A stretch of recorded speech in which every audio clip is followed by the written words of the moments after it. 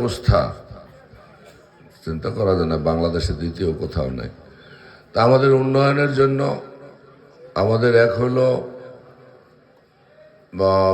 বাংলাদেশের রাজনীতি হলো বিএনপি এবং আওয়ামী লীগ। আওয়ামী লীগ যে কোনো কারণে হোক, আপনারা জানেন, আমি বলবো না, তারা নিষিদ্ধ ঘোষিত হয়েছে, নির্বাচনের অযোগ্য হয়েছে তারা, যার কারণে বিএনপি নির্বাচনে আমরা ধরেই নিই আগামীতে ইনশাল্লাহ বিএনপি এককভাবে সংখ্যাগরিষ্ঠতা নিয়ে রাষ্ট্র ক্ষমতায় আসবে।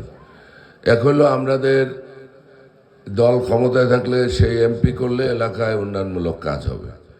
আমাদের সুবিধা হলো দুইটা, এক হলো আমরা বিএনপি ক্ষমতায় আসবে, এটা আমরা অনেকটা নিশ্চিত হয়েছি, যেহেতু যে দুইটা দল আমাদের সাথে ইলেকশন করে তারা কখনো সন্তোষজনক আসন পায় নাই, আর একটা দল তো একেবারেই পায় নাই, কোনোদিন একটা আসনও পায় নাই, যারা ইসলামী শাসনতন্ত্র আন্দোলন। এবং সরকারের বাইরে কেউ সংসদ সদস্য হলে তার পক্ষে কাজ করা সম্ভব নয়, একেবারেই সম্ভব না। এখানে দেলোয়ার ভাই একসময় ছিল স্বতন্ত্র এমপি হয়ে আওয়ামী লীগে যোগদান করেছে, আমার মনে হয় 5 নম্বর ইউনিয়নে উনি 5 বছরে একটা ভালো মতো একটা চারও দিতে পারে নাই। তা আমাদের সুবিধা হলো বিএনপি ক্ষমতায় আসবে এবং নমিনেশনটা আসছে আমাদের এই বেল্টে, এবার এই পশ্চিম বেল্টে এই প্রথম। ফজল হক সগীর ভাই 91 সালে একবার পেয়েছিল, আমরা তাকে নির্বাচিত করতে পারি নাই। এবার একটা সুযোগ আছে, এই সুযোগটা আমাদের গ্রহণ করা উচিত। এই অবহেলিত নলটন ইউনিয়ন, বাল্যাতলী, ঢলুয়া এই এলাকার মানুষের জন্য। আর যেহেতু আমি এই এলাকার প্রার্থী, স্বাভাবিক কারণেই কোদালের কোপ বললেই টানে, এটা তো বলার অপেক্ষা রাখে না। আমি এখানে হুজুরে একটা কথা শুনলাম, আমার কাছে ভালো লাগলো, যে কবরে যেতে হলে আমল এবং ইমান নিয়ে যেতে হবে, এছাড়া কবরে গেলে কি শাস্তি হবে আপনারা শুনছেন। 2 দিকে মাটিতে চাপ দিয়ে আপনার পাঁজরের হাড় ভেঙে দিবে, আপনার সাপে কামড় দিবে, 70 গজ নিচে ঢুকে যাবেন।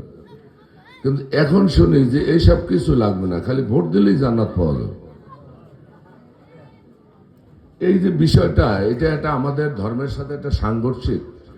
আমি চৈতার পীর সাহেবের সাথে কথা বলেছি, ওনার ওয়াজ শুনেছি, সারসিনার পীর সাহেবের সাথে কথা শুনেছি, যে তারা বলেছে এই ধরনের যারা মুসলমানদের আমাদের ধর্মকে ভুল ব্যাখ্যা দিচ্ছে, কোরআনকে বিভিন্ন রকমের নিজের সুবিধা মতো ব্যবহার করছে, তাদের নিজের ঈমান নষ্ট করছে, এবং আমার মনে হয় এরা সর্বাগ্রে এরাই হবে জাহান্নামী। কারণ জাহান্নামের দল ভারী করার জন্য এই ইসলামকে বিভিন্নভাবে তারা ব্যবহার করছে। অতএব এই বিভ্রান্তির ভিতর আপনারা পড়বেন না যে আমরা ইসলাম কায়েম করব। ইসলাম কায়েম করবে কে? ইসলাম কায়েম করেছেন আমাদের প্রিয় নবী হযরত মুহাম্মদ সাল্লাল্লাহু আলাইহি ওয়াসাল্লাম। সে 15 বছর আগে সে ইসলাম কায়েম করে গেছে, 1500 বছর আগে। নতুন করে ইসলাম কি কায়েম করবে? আমরা তো মদিনার ইসলামের উপরেই মুসলমানরা আছি। অতএব এই সার্বিক বিষয়গুলি আপনাদের সকলের একটু আমলে নিতে হবে, এবং বিশেষ করে মা বোনরা যারা বাড়িতে থাকে তাদেরকে বিভিন্নভাবে মিসগাইড করার চেষ্টা করা হচ্ছে, যে পুরুষরা বাইরে থাকে, যা করে করুক, আপনাদের বয়স তো আপনারা আগে কনফার্ম করেন, এরকম বিভিন্ন ধরনের কথা বলা হচ্ছে। তো যাই হোক, এটা মাহফিলে আমি এত কথা বলা আমার অনুচিত, এটা আমি জানি, যেহেতু আমাদের নির্বাচন খুব কাছাকাছি, এতগুলো লোক এক জায়গায় পাওয়া মুশকিল, এই জন্য আমার কথাগুলি আমি আপনাদের বললাম। আজকে বিএনপি ক্ষমতা আসলে এই এলাকায় কাজ হবে, সেটা এমপি বানাইতে হবে। আমি সভাপতি আছি, সভাপতির নামে কোনো বরাদ্দ হবে না, বরাদ্দ হতে হলে আপনার এমপি বানাতে হবে। আমি হয়তো সভাপতি আছি, দল ক্ষমতা আসলে আমি হয়তো কাজবাজ করতে পারবো, কিন্তু সার্বিকভাবে এলাকার উন্নয়ন করা কিন্তু সম্ভব হবে না। অতএব আমাদের উন্নয়নের অংশীদার হতে হলে, রাষ্ট্রের অংশীদার, উন্নয়নের অংশীদার হতে হলে আমাদের থাকতে হবে সরকারি দলের সাথে, যে দল ক্ষমতায় থাকবে। এবং আমরা ধরেই নিয়েছি এবছর ইনশাল্লাহ বিএনপি ক্ষমতা আসবে একক সংখ্যাগরিষ্ঠতা নিয়ে। তা আপনারা সেই উন্নয়নের অংশীদার হবেন, এত এলাকার মানুষ, এবং আমি আপনাদের পাশে থেকে সেই উন্নয়নের হিস্সা এই এলাকার আমি ইনশাল্লাহ বুঝিয়ে দেব।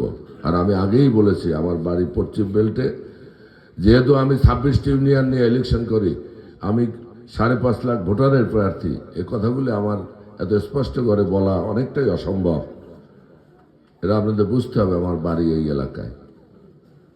অতএব মার্চে মাসির দরদ কোনোদিন বেশি হয় না, যেটা বিগত 55 বছর আমি দেখেছি আমাদের ধোঁকা দিয়ে ভোট নিয়েছে, আমরা উন্নয়ন থেকে বঞ্চিত হয়েছি। আপনারা সবাই ঐক্যবদ্ধ থাকবেন, আমাদের স্বার্থ যাতে সংরক্ষণ হয় আমরা সেই কাজটা করব, এবং ধর্মীয়ভাবে আমাদের ভুল পথে কেউ পরিচালিত করতে না পারে সেই বিষয়গুলি প্রয়োজনে আমরা ভালো আলেমদের পরামর্শ নেব। সবাইকে ধন্যবাদ জানাচ্ছি, এবং আজকে এই কর্তৃপক্ষ আমাকে এখানে কথা বলার সুযোগ করে দিয়েছে, তাদেরকেও ধন্যবাদ জানাচ্ছি। এবং আমি ক্ষমা চেয়ে নিচ্ছি অতিথিবৃন্দের কাছে যে তাদের ওয়াজ বন্ধ করে আমি তার কাছ থেকে, এটা একটা বেয়াদবির শামিল, আমি এজন্য তার কাছে ক্ষমা চাচ্ছি, আপনাদের সকলের কাছে ক্ষমা চাচ্ছি, আমাকে ক্ষমা করে দেবেন। সবাইকে সালাম, আসসালামু আলাইকুম।